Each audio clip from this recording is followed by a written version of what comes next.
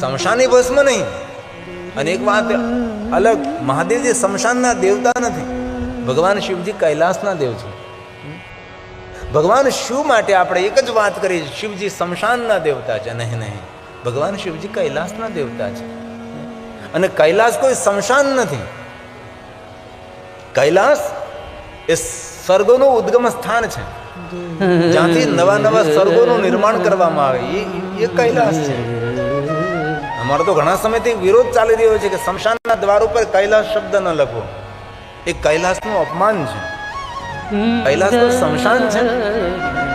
અને આટલો સુંદર પાવન પવિત્ર શબ્દ જ્યાં ભગવાન શિવજી સ્વયં નિવાસ કરે છે, એવા કૈલાસને આપણે સ્મશાન ઉપર લખીએ. આપણે જો કૈલાસ શબ્દ સ્મશાન ઉપર લખવાનું શરૂ કરી દઈશું તો કોઈ પોતાના ઘર ઉપર કૈલાસ શબ્દ નહીં લખે. અરે કોઈ નામ નહીં રાખે, કૈલાસભાઈ, કૈલાસ બહેન, કૈલાસગીરી, કૈલાસપુરી, કૈલાસ ભારતી.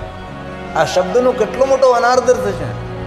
તેથી જ્યાં જ્યાં સ્મશાનના દ્વાર ઉપર કૈલાસ શબ્દ લખ્યો હોય એ કૈલાસ શબ્દને હટાવવો જોઈએ. કૈલાસ કોઈ સ્મશાન નથી. કૈલાસ ભગવાન શિવજીનું સુંદર નિવાસ સ્થાન છે. શિવ મહાપડ ગ્રંથમાં કૈલાસનું વર્ણન છે. કૈલાસ કોને કહેવાય? પરમ રમ્ય છે, ભવનમ રમ્ય, એ કૈલાસ છે. આખા વિશ્વનો નાશ થઈ શકે છે, કૈલાસનો નાશ નથી થતો. આ ભગવાન મહર્ષિ વેદવ્યાસજીએ કૈલાસનું વર્ણન કર્યું, જ્યાં સ્વયં શિવ અને પાર્વતી નિવાસ કરે છે, એ કૈલાસ છે.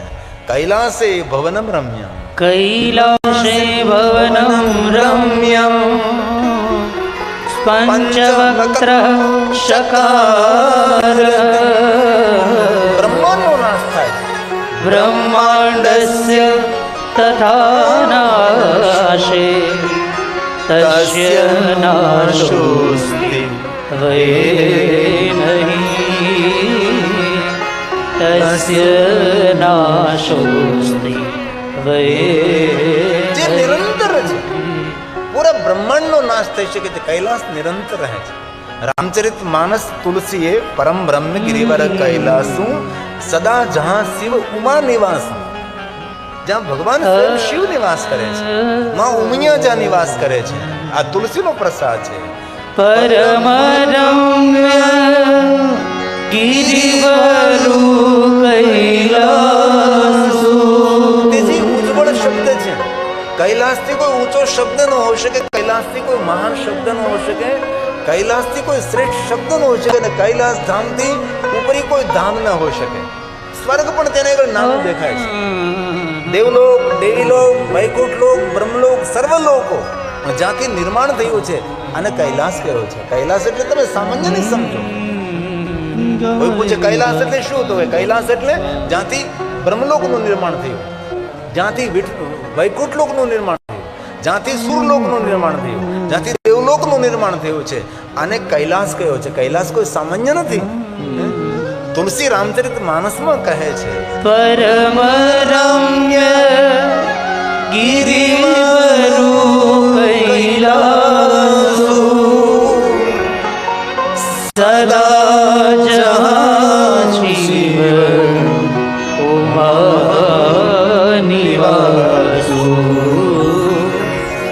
સદા જહાં શિવ ઉમા નિવાસુ.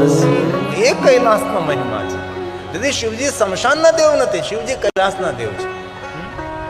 અને કૈલાસ કોઈ સ્મશાન નથી. કૈલાસ એ દરેક સ્વર્ગોનું જન્મસ્થાન છે, દરેક સ્વર્ગનું ઉદ્ગમ સ્થાન છે, એ કૈલાસ છે.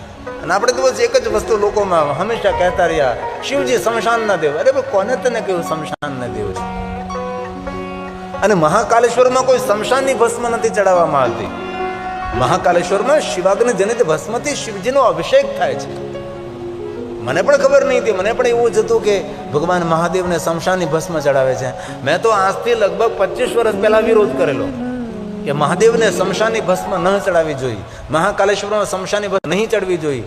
એ મને પણ ખબર નહોતી કે મને એમ કે સ્મશાનની ભસ્મ લોકવાયકા ઊભી થયેલી હતી.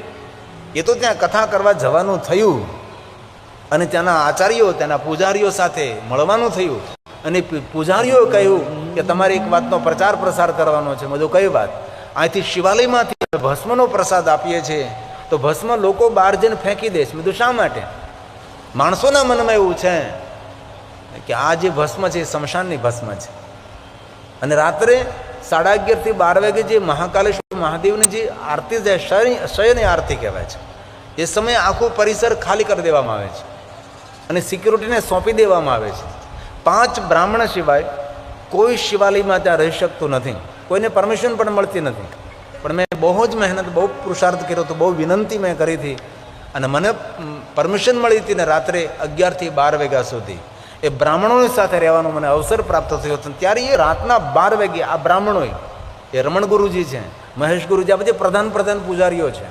એક પૂજારી મંડળ છે, એક પુરોહિતી મંડળ છે અને એક સરકારી કર્મચારી મંડળ છે. અને 3 મંડળો દ્વારા આ મહાકાલેશ્વર મહાદેવનું સુંદર સંચાલન થઈ રહ્યું છે. એ પ્રધાન જે પૂજારીઓ હતા તેને રાત્રે 12 વાગે મને કહ્યું કે અહીંયા લોકોના મનમાં એવું છે કે જે શિવજીને જે ભસ્મ ચડાવી એ ભસ્મ સ્મશાનની ભસ્મ છે. પણ અમે પહેલાં પણ સ્મશાનની ભસ્મ ચડાવી નથી, અત્યારે પણ સ્મશાનની ભસ્મ નથી ચડાવતા અને આવતા સમયમાં પણ સ્મશાનની ભસ્મ મહાકાલેશ્વર મહાદેવને નહીં ચડે. પણ લોકવાયક એવી ફેલાઈ ગઈ છે કે મહાકાલેશ્વરને સ્મશાનની ભસ્મ ચડાવે છે. તેથી આપણી કથાના માધ્યમ દ્વારા તમારે હર કરતે પ્રચાર પ્રસાર કરતો રહેવાનો છે કે મહાકાલેશ્વર મહાદેવને સ્મશાનની ભસ્મ ચડાવવામાં નથી આવતી. શિવાગ્નિજનિત ભસ્મ, વેદાગ્નિજનિત ભસ્મ મહાકાલેશ્વર મહાદેવને અર્પણ કરવામાં આવે છે. તેથી ક્યારેય પણ મહાકાલેશ્વર મહાદેવ જવાનો અવસર મળે તો સવારમાં ભસ્મ આરતીનું બહુ મહાત્મ્ય છે. ભસ્મ આરતી, ભસ્મ અભિષેકનો ખૂબ મહિમા છે. અમારા અખાડાના સંત વિદિતગીરીજી મહારાજ ત્યાંના મહંત છે, ત્યાંના ગાદીપતિ છે અને તેની નીચે રહેલા સાધુઓ એ બધા જ ભગવાન મહાદેવને ભસ્મનો અભિષેક કરે છે. અને ભસ્મ જે આજુબાજુ ઉડે, ચારે બાજુ ભસ્મ પથરાઈ જાય, ફેલાઈ જાય, ભસ્મ ત્યાંના વિપ્રજનો, ત્યાંના બ્રાહ્મણો, ત્યાંના પૂજારીઓ, ત્યાંના પુરોહિતો એ ભસ્મને એકત્રિત કરે છે. એને ભસ્મ એકત્રિત કરીને જે તેમના મહાદેવના ભક્તો હોય તેને ભસ્મ પ્રસાદમાં આપે છે. તેથી એ ભસ્મ મહાકાલેશ્વર મહાદેવને અર્પણ થયેલી છે અને મહાકાલેશ્વર મહાદેવના ભક્તો માટે દુઃખને દૂર કરનારી છે. આ છે શિવાગ્નિજનિત ભસ્મ જે મહાકાલેશ્વર મહાદેવને અર્પણ થાય છે. હું જ્યારે પણ કથામાં આવું ત્યારે ભસ્મનો, એ મહાકાલેશ્વર મહાદેવ ચડેલી ભસ્મનો ચાંદલો કરીને આવું છું. આપણે પણ આપણા ઘરની અંદર મહાકાલેશ્વર મહાદેવની ભસ્મ રાખવી જોઈએ. જે સદૈવ મહાકાલેશ્વર મહાદેવ આપણે રક્ષા કરે છે. તો મહાકાલેશ્વર મહાદેવ શિવ ભક્તોના રક્ષક છે અને મહાકાલ લિંગ એ સેનાપતિ છે અને તામસ પ્રકૃતિનો તો પ્રભાવ છે. તેથી જે તામસ પ્રકૃતિના માણસો હોય તે વિશેષ પ્રકારે મહાકાલની ઉત્તેજનાપૂર્વક પૂજા કરે છે. એ મહાકાલેશ્વરનો મહિમા છે. આइए थोड़ी देर के लिए महाकाल हरे महादेव हरे.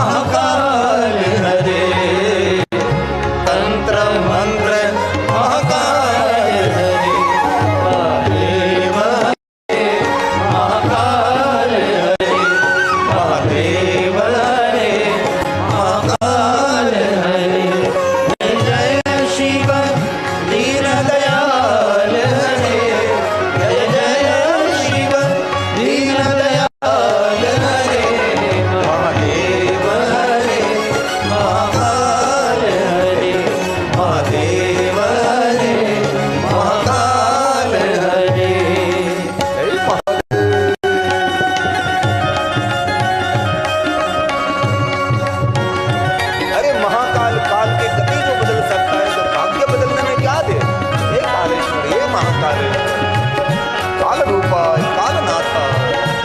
જીવનમાં એકવાર મહાકાલેશ્વર જવું જોઈએ. એ આપણો સૌનો રક્ષક, જીવનના પાપનો રક્ષક એ મહાકાલેશ્વર. ત્રીજું જ્યોતિર્લિંગ, લિંગોમાં લિંગ સેનાપતિ કાલ કાલ કાલનાથ હોય મહાકાલેશ્વર. હે મહાદેવ, હે મહાદેવ, હે મહાદેવ.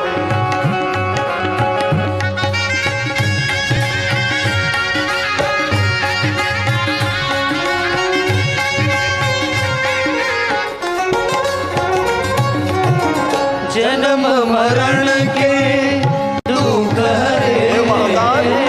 जन्म मरण के दुख हरे गिरि कहे शिव सुख करे गिरि कहे शिव सुख करे महादेव हरे महाकाल हरे महादेव हरे महाकाल हरे जय जय शिव दीन दयाल हरे जय जय शिव दीन दयाल हरे महादेव हरे महाकाल हरे महादेव हरे महाकाल हरे महादेव हरे महाकाल हरे महादेव हरे महाकाल हरे ब्रह्मांड हे महाकालेश्वर, झुकता हे है कालरूपाय जिसकी कालनाथाय नमो. हे महादेव, सारा ब्रह्मांड झुकता है जिसकी शरण में मेरा महाकाल काल को प्रणाम भक्त बंधु में ज्ञान दे. जिनके ऊपर महाकाल की कृपा, उसका बाल को चरण में मेरा हे महादेव, हे प्रणाम महादेव. महाकाल के चरण में. શુદ્ધ પુરાણજી પ્રયાગ તીર્થમાં કહે છે, હે મહાત્માઓ, ત્રીજા જ્યોતિર્લિંગ સ્વરૂપે ભગવાન મહાકાલેશ્વર મહાદેવજી શિવરા નદીના તટ પર અવંતી નગરી ઉજ્જૈન નગરમાં ભગવાન પ્રગટ રહ્યા છે. જે લિંગોથી ભરાયેલી નગરી છે, એક નહીં અનગ અગણિત ભગવાન મહાદેવના લિંગ સ્વરૂપો છે. ક્યારેય ઉજ્જૈન જવાનો અવસર મળે, 84 લિંગોની યાત્રા કરે, 84 મહાદેવની યાત્રા કરવાનો મહિમા છે. યાત્રા શા માટે? તો કે આપણી અંતિમ યાત્રા મંગલમય બને, તેથી આપણે બધી યાત્રાઓ કરીએ છીએ. વ્યસ્ત જીવનમાંથી સમય કાઢી, તમારી પાસે આરોગ્ય છે, પગ ચાલે છે, શરીર ચાલે છે, કાન સાંભળી શકે, આંખ જોઈ શકે છે, એ સમયમાં યાત્રા કરી લેવી જોઈએ છે.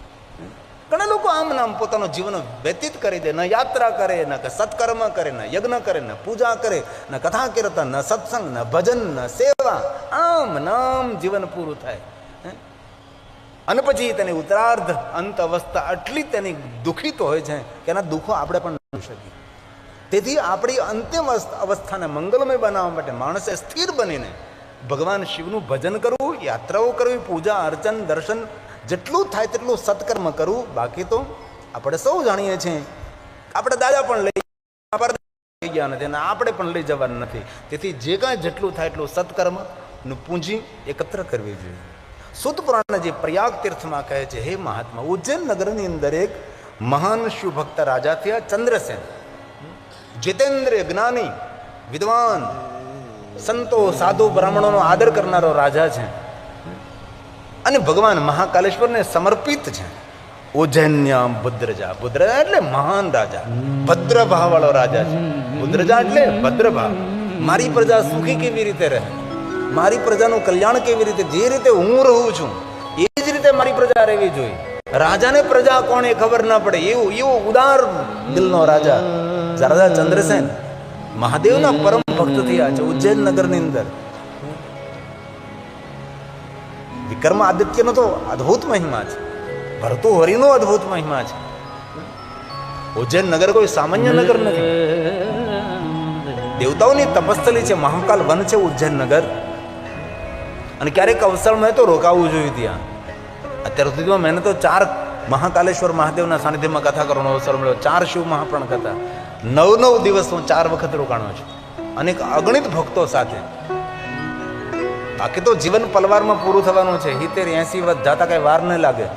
પછી પગે ઢળડા છે અને જીવનમાં ઢળડા કરેલા યાદ આવશે.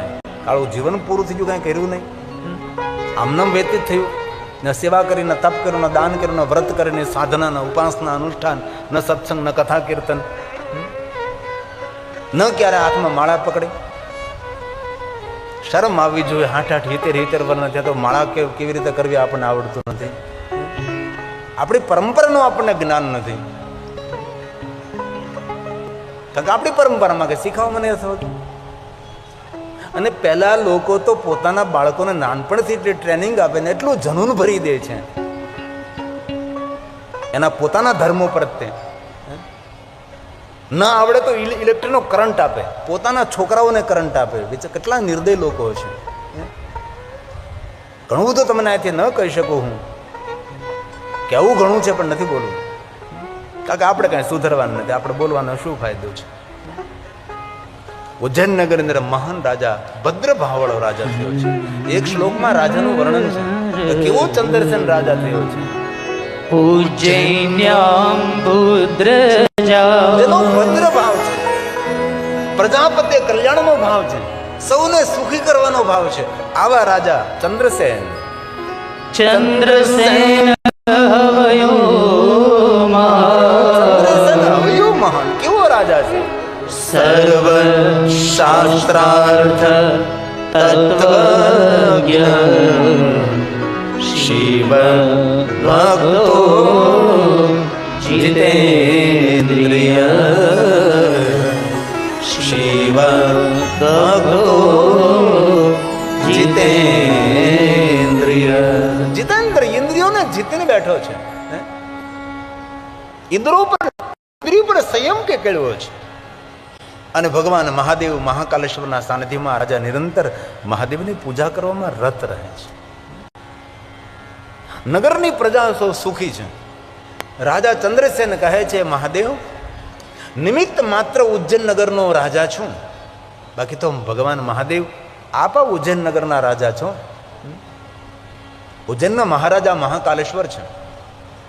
રાજા ચંદ્રસેન કહે છે, ભગવાન જે કઈ ઉજ્જૈન નગરમાં થઈ રહ્યું છે, કરતા હરતા સંહાર કરતા રક્ષા કરતા મહાદેવ આપ છો.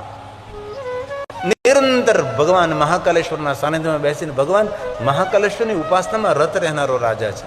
અને ચંદ્રસેન રાજાની શિવ ભક્તિના ફલ સ્વરૂપે ઉજ્જૈન નગરની અંદર સુખ સમૃદ્ધિની વૃદ્ધિ થાય છે. અને ધીમે ધીમે ઉજ્જૈન નગરના દિવસો એવા છે કે ખબર પણ ન પડે કોણ રાજા ને કોણ પ્રજા. આવી નગરની શોભા વધવા લાગી છે. અને રાજા ચંદ્રસેન નિત્ય ભગવાન મહાદેવને કહે છે, ભગવાન આ નગરની સુખાકૃતિનું કારણ ભગવાન તું છે. નગરના જે સુખો વધી રહ્યા, નગરમાં કોઈ કલેશ નથી, કોઈને રોગ નથી, કોઈને શોક નથી, કોઈની શિકાયત, કોઈ ફરિયાદ નથી. ભગવાન મહાદેવ એ તારી ભક્તિનું ફળ છે. કોઈ પણ માણસે રાજાને મળવું હોય તો શિવાલય જવું પડે, રાત દરબારમાં નહીં. એવો નિરંતર શિવને સમર્પિત ચંદ્રસેન રાજા થયા. નગરમાં સૌ રાજા ચંદ્રસેનનો આદર સન્માન કરે છે. ચંદ્રસેન રાજા પોતાના મહેલે પોતાના રાજ દરબારમાં જતા હોય, લોકો મહાદેવને જેમ તેને પ્રણામ કરે છે કે સાક્ષાત ભગવાન શંકરનો અંશ છે, શિવ અંશ અમારો રાજા છે. રાજાનું દર્શન કરવા માટે લોકો બધા ઉજ્જૈન નગરમાં ઊભા રહે છે. આવા મહાન રાજા થયા છે. આપણી રાજાઓ પરંપરાની અંદર એટલા રાજાઓ મહાન થયા છે, પણ એ આપણને ભણાવવામાં ન આવ્યું. આપણે જ્યારે ભણતા હતા ઇતિહાસની અંદર આવા રાજાઓનું ભણાવવામાં નથી આવ્યું કે કેટલા રાજાઓ મહાન થયા છે, કેટલા રાજાઓએ સમર્પણ કર્યા, પ્રજાનું કેટલું કલ્યાણ કર્યું, પ્રજાના હિત માટે કેવા કેવા કામો કર્યા રાજાએ. એ બધું આપણને ઇતિહાસમાં નથી ભણાવ્યું. આપણે જ્યારે ભણતા હતા ત્યારે આપણે શું ભણાવ્યું? એટલામાં પહેલો આવ્યો, એટલામાં બીજો આવ્યો, પહેલી વાર સોમનાથને આને લૂંટ્યું, બીજી વાર સોમનાથને આને લૂંટ્યું, બીજી વાર ત્રીજી વાર આને લૂંટ્યું, 13 વાર સોમનાથને લૂંટવામાં આવ્યું. રાણા પ્રતાપને આને હરાવ્યા, રાણા પ્રતાપને હાલી નહીં. રાણા પ્રતાપની વીરતાની કેમ વાત ન કરી?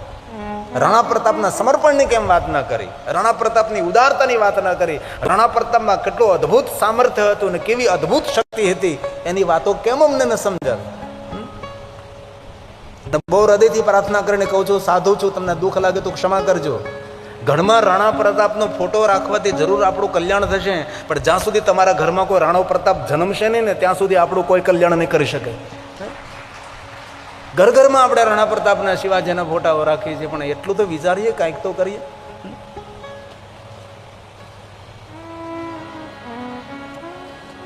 પૃથ્વીરાજ ચૌહાણ, એનો ઇતિહાસ ક્યારેક વાંચો. મારા યુવાન દીકરા દીકરીઓને મારી હૃદયની પ્રાર્થના છે, સમય કાઢીને ઇતિહાસ તમે ધરબાયેલું છે વાંચો.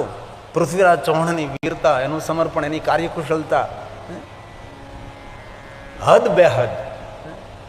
પણ આવું આપણને કોઈ ભણાવ્યું નથી, તેથી આપણને જાણવું. એ તો ઠીક છે, ચારણ ભાઈઓ ગઢવી ભાઈઓ છે, ઇતિહાસને ખોલી ખોલીને આપણી સામે રજૂ કરે છે.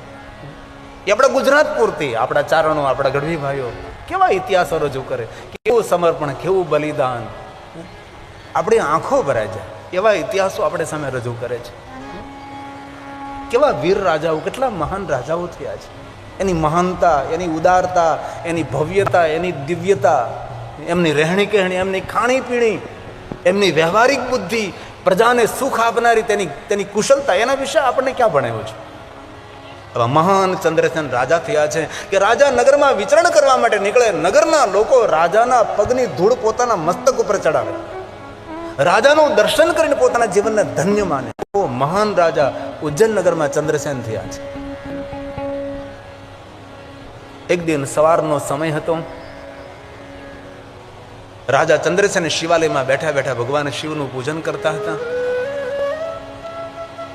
ગામની એક ગોવાલણ, જે મહાદેવની પરમ ભક્ત હતી, ગાયો ચરાવનારી, ગાયોનું પાલન કરનારી, આ ગોવાલણ પોતાના નાનકડા દીકરા શ્રીકરને આંગળી પકડી અને સાથે મહાદેવનું દર્શન કરવા લઈ જાય છે. અને ખૂબ મારી માતાઓને પ્રાર્થના, તમારા બાળકોને શિવાલય લઈ જાઓ, રામજી મંદિરે લઈ જાઓ, દર્શન કેવી રીતે કરાય, પગે કેવી રીતે લગાય, પ્રણામ કેવી રીતે કરાય, પ્રાર્થના કઈ રીતે કરાય, કઈ રીતે સ્તુતિ કરાય, કઈ રીતે ભગવાનને યાદ કરાય, કઈ રીતે પ્રભુ પ્રાર્થના કરાય, કઈ રીતે યજ્ઞો કરાય, આ બધું આપણા બાળકોને આપણે આપવું પડશે. અવસર તો નહીં મળે આપણને, પણ ક્યારેક જો કે પ્રવેશિત પ્રતિબંધ છે ત્યાં તમને જવા જ ન મળે. આપણા ભારત દેશની અંદર રહેલા મદ્રેસાઓની અંદર તેના બાળકોને કઈ રીતે ટ્રેનિંગ આપવામાં આવે છે.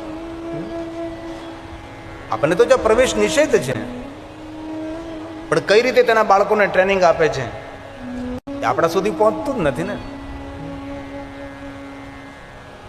પણ દુઃખદ છે, કેટલું ધર્મ જનૂન ભરવામાં આવે છે. રોજ ગોવાલણ પોતાના બાળક શ્રીકરને મહાકાલેશ્વર લઈ જાય છે.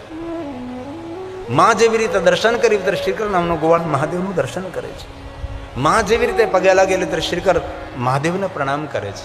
માની આંગળી પકડીને ભગવાન મહાકાલેશ્વરને પરિક્રમા કરે છે, શિવાલયની પરિક્રમા કરે છે. માં જેવી રીતે મહાદેવ સાથે પ્રાર્થના કરી ત્યારે શ્રીકર પણ માને જોઈ જોઈને પ્રાર્થના કરે છે. અને શિવાલયમાંથી કઈ અવાજ બહાર આવી રહ્યો છે. શ્રીકર નામના ગોવાળે પૂછ્યું કે માં, અંદરથી અવાજ કોનો આવે છે?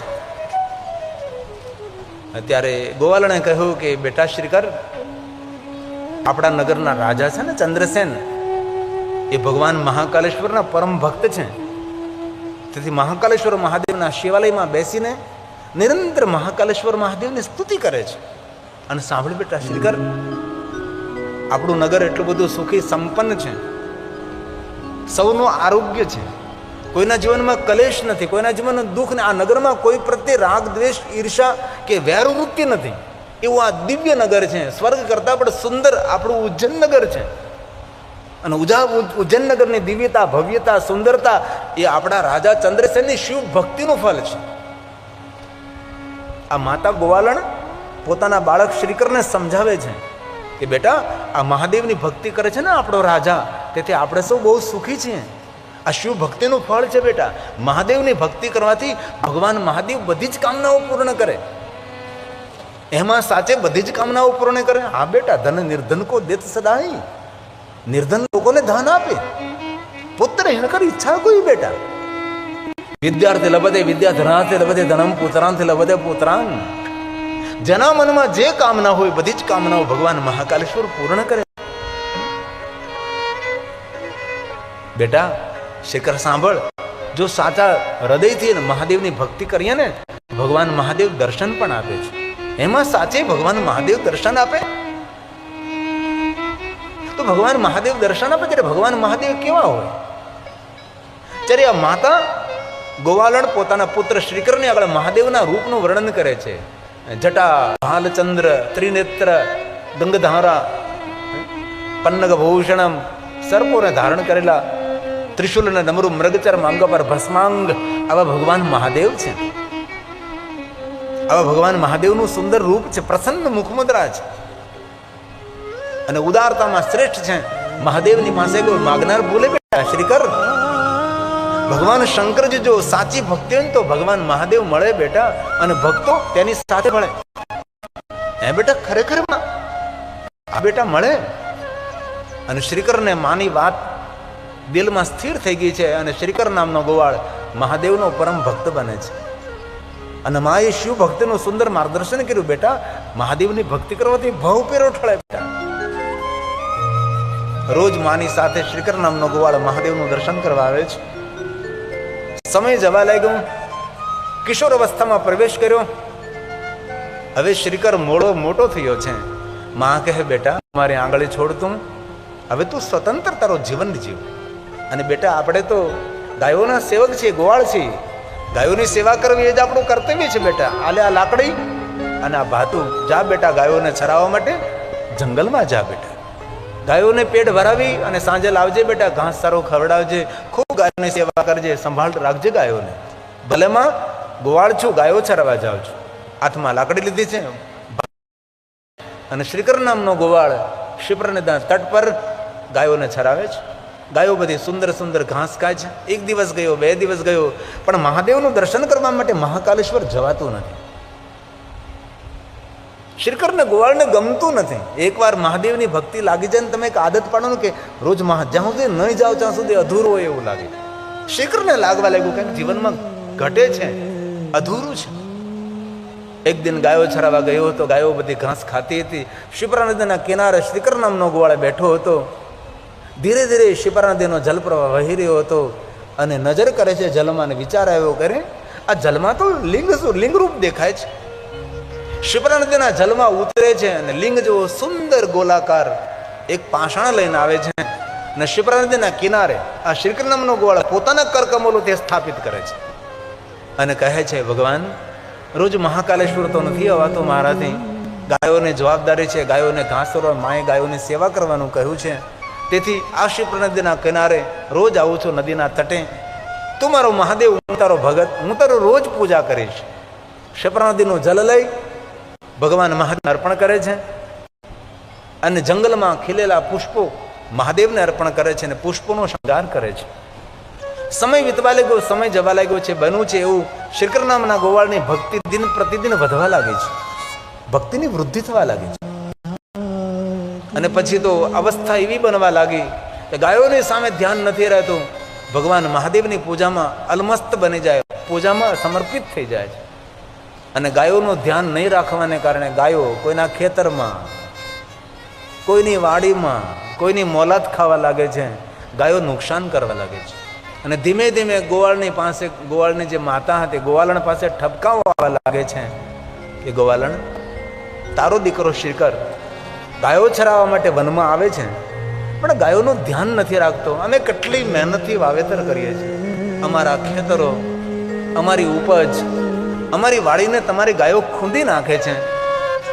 માં વિનંતી કરીએ છીએ, અમે ખૂબ મહેનત કરીએ ત્યારે આ ખેતરની અંદર અન્ન થાય છે. તમારા દીકરા શ્રીકરને જરા સમજાવજો, ગાયોનું ધ્યાન રાખે. ભલે. શ્રીકર સાંજે ગાયો ચરાવીને આવે છે અને માં પોતાના ગોવાળને કહે છે બેટા દીકરા શ્રીકર ગાયોનું ધ્યાન રાખવાનું હોય છે. આપણી જેવી રીતે આજીવિકા આપણી ગાયો છે એવી રીતે ખેડૂતોની આજીવિકા તેનું ખેતર છે.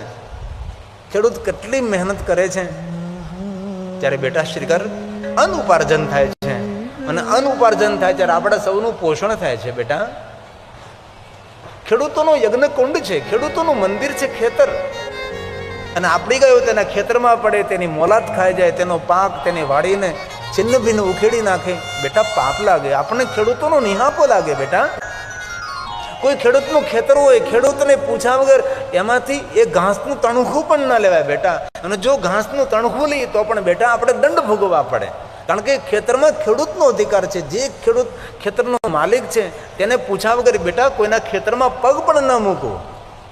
આ માં ગોવાલણ પોતાના દીકરાને શિખામણ આપે છે, આવી રીતે સંસ્કાર આપે છે. બેટા કોઈનું લેવાય નહીં, બેટા કોઈનું નુકસાન ન કરાય. 100 શિક્ષકો જેટલું એક માં કામ કરી શકે જો માં સાવધાન બને તો. ભલે માં હું ધ્યાન રાખીશ, હવે આવું નહીં થવા દો. બીજી દિવસે ગાયો ચરાવવા માટે ગયો છે, પણ મહાદેવની પૂજા કરવા બેસો એટલે ગાયોને ભૂલી ગયો. અને ગાયો બધી કોઈના ખેતરમાં, કોઈની વાડીઓમાં જવા લાગ્યા. ફરી પાછા ખેડૂતો ભેગા થઈને આવે, માં હવે થાકી ગયા અમે. તારો દીકરો ગાયો ચરાવવા આવે છે પણ ગાયોનું ધ્યાન નથી રાખતો. બહુ જ વાડીમાં ખેતરમાં નુકસાન કરે છે આપને ગાયો. માં તારા દીકરાને સમજાવને. વળી પાછી માં કહે છે, બેટા શ્રીકાર શું કરે છે તું? ગાયોનું ધ્યાન કેમ નથી તું રાખતો? બેટા સાંભળ, બહુ પાપ લાગે બેટા, દંડ ભોગવવો પડે. જ્યારે હવે આ માં પોતાના દીકરા શ્રીકરને દ્રષ્ટાંત આપીને સમજાવે છે. આપણી માતાઓ આપણે વાર્તાઓ સંભળાવતી હતી. ખુલ્લા આકાશમાં ખાટલો પાથરીને સૂતા હતા. ગાડલા તો હતા નહીં, ગોદરા પાથરીને સૂતા હતા. આકાશના તારાઓને ગણતા હતા અને માં માથા પર હાથ ફેરવતી હતી અને માં વાર્તા કહેતી હતી. અને વાર્તાઓ કેવી હતી? તે વાર્તામાંથી કાંઈ માર્ગદર્શન મળે, પોતાના બાળકને કાંઈ સૂઝ અને સમજણ મળે. માતા ગોવાલણ કહે છે, બેટા શ્રીકર સાંભળ, જો કોઈના ખેતરની અંદર આપણે પગ મૂકી કોઈના ખેતરમાંથી કાંઈ લઈને કોઈના ખેતરને નુકસાન કરીએ બેટા, હું તને સરસ એક વાર્તા સંભળાવું છું. ગોવાલણ કહે છે, શ્રીકર એકવાર શિવ અને પાર્વતી નંદી પર સવાર થઈને વિચરણ કરવા નીકળ્યા. જ્યારે પાર્વતી મહાદેવને પૂછે છે કે મહાદેવ, આ ખેતર ને આ વાડી ને આ મોલાત ને આ તીર્થ ને નદી ને સમંદર ને ખૂબ મોટું વિચરણ કર્યું છે. એમાં એવું થયું શ્રીકર કે ભગવાન શિવ અને પાર્વતી નંદી પર બેસીને જતા હતા અને કોઈ ખેડૂતનું એક ખેતર આવ્યું અને ખેતરમાં એક બાજરાનું મોટું ડુંડું. પાર્વતીને એમ થયું કે કેટલો સુંદર બાજરો છે. નંદી પરથી નીચે ઉતરી, મહાદેવને પૂછવું પણ નહીં, દોડતી દોડતી પાર્વતી ખેતરમાં ગઈ છે અને બાજરાનું એક ડુંડું કાપીને લાવે છે અને મહાદેવને દેખાડે. લ્યો મહાદેવ, કેટલો સુંદર બાજરો, જોવો તો ખરા, કેટલો સુંદર બાજરો છે, કેટલું સુંદર આ ડુંડું ખીલી ગયું છે. ભગવાન શંકરજીએ કહ્યું, પાર્વતી તમે ભૂલ કરી છે. કઈ ભૂલ? એ ખેતરમાં તમે બાજરાનું ડુંડું ભાંગીને લાવ્યા છો. એ ખેતરના માલિક ખેડૂતની આજ્ઞા લીધી તમે નહીં? તો એક કામ કરો પાર્વતીજી, હું કૈલાસ જાઉં છું અને તમે 1 વર્ષ સુધી એ ખેડૂતના ખેતરમાં કામ કરો. ડુંડામાં દાણા કેટલા છે ગણો, 360. તો 1 વર્ષ સુધી તમે ખેતરમાં કામ કરો અને પછી આવજો. કે તમે ખેડૂતને પૂછ્યા વગર એ ખેતરમાંથી ત્યાં અન્ન લીધું છે તમે.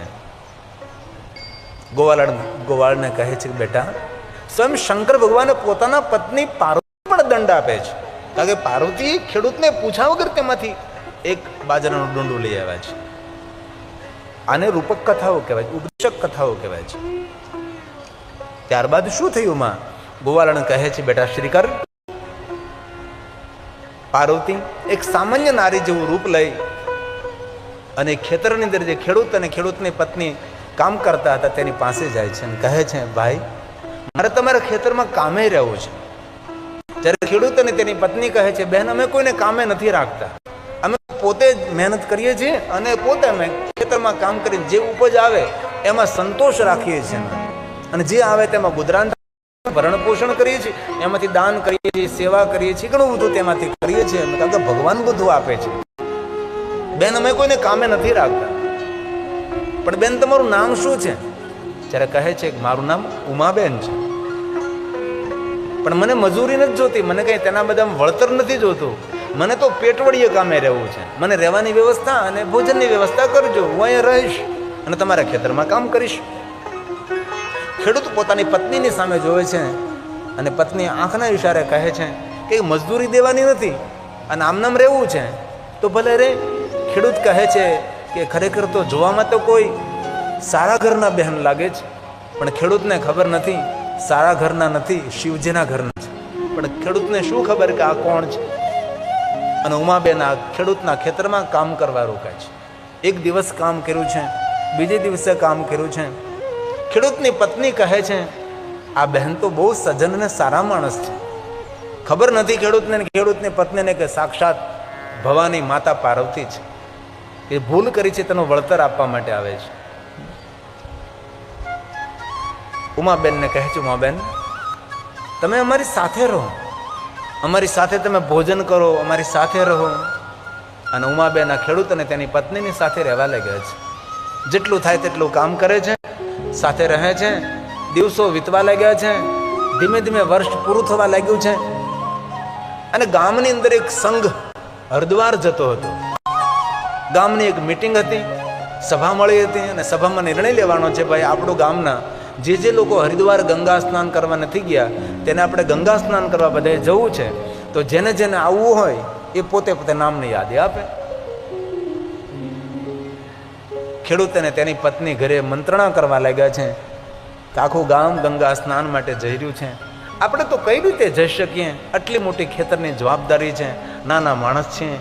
પણ ખેડૂતની પત્ની કહે છે કે તમે ઉમાબાને પૂછો, ઉમાબા જો થોડી વાર માટે થોડા સમય માટે સંભાળે આપણું ખેતર વાડે ઘર, બહુ ડાયા માણસ, સારા ઘરના સજ્જન છે, ભરોસો ને વિશ્વાસ મૂકવા જેવા છે, તો આપણે બધું સોંપીને જતા રહીએ અને આપણે ગંગા સ્નાન કરવાનો અવસર મળે. ખેડૂતને તેની પત્નીએ પૂછ્યું કે ઉમાબેન ગામના ઘણા બધા ગંગા સ્નાન કરવા હરિદ્વાર માટે જાય છે, અમારે પણ જવું છે, તો આપ જો ખેતર વાડી ના બધું સંભાળી લ્યો તો અમે લોકો ગંગા સ્નાન કરવા માટે જઈએ. ઉમાબેન કહે તમને જો મારા પર ભરોસો અને વિશ્વાસ હોય તો મને કઈ વાંધો નથી, હું સંભાળીશ. તમે તારા ગંગા સ્નાન કરવા હરિદ્વાર માટે જાઓ. ખેડૂત અને તેની પત્ની ખૂબ રાજી થયા છે. બધું ભાતું તૈયાર કર્યું છે, સામગ્રી તૈયાર કરી છે, હરિદ્વાર જવા માટે તૈયાર થયા છે. અને જતા જતા ખેડૂત અને તેની પત્ની ઉમાબેનને પૂછે છે ઉમાબેન અમે હરિદ્વાર જઈએ છીએ ગંગા સ્નાન માટે, તમારે કંઈ હરિદ્વારથી લાવવું છે તો મેં તમારા માટે કંઈ પ્રસાદ સ્વરૂપે હરિદ્વારથી લેતા આવીએ. ત્યારે ઉમાબેન કહે છે ભાઈ ખેડૂત મારે કાંઈ લાવવું તો નથી, પણ મારે કાંઈ મોકલવું છે. અરે મોકલવું છે તમારે? શું મોકલવું છે? હાથમાંથી સોનાનું કંકણ કાઢી અને ઉમાબેન ખેડૂત અને તેની પત્નીને આપે છે. લ્યો આ ગંગામાને કહેજો કે સોનાનું કંકણ છે એ ગંગામાને કહેજો કે ઉમાબેને મોકલું છે. ભલે બેન કાંઈ વાંધો નહીં. અને આ મારી ચૂંદડી છે અને ગંગામાને કહેજો કે ઉમાબેને તમારા માટે ચૂંદડી મોકલાવી છે. ભલે ઉમાબેન અમે જઈએ છીએ યાત્રા કરવા માટે. ખેડૂત અને તેની પત્ની યાત્રા કરવા માટે ગયા છે હરિદ્વાર. સૌ સંઘ સાથે છે, સૌએ ગંગા સ્નાન કર્યું છે. ખેડૂત અને તેની પત્નીએ પણ ગંગા સ્નાન કર્યું છે. ગંગા સ્નાન કર્યા પછી યાદ આવ્યું કે આપણા ખેતરમાં આપણા ઘરમાં કામ કરનારો ઉમાબેને સુંદર ચૂંદડી અને સોનાનું કંકણ ગંગામાં માટે મોકલ્યું છે, તેથી આપણે ગંગામાને આપવાનું છે.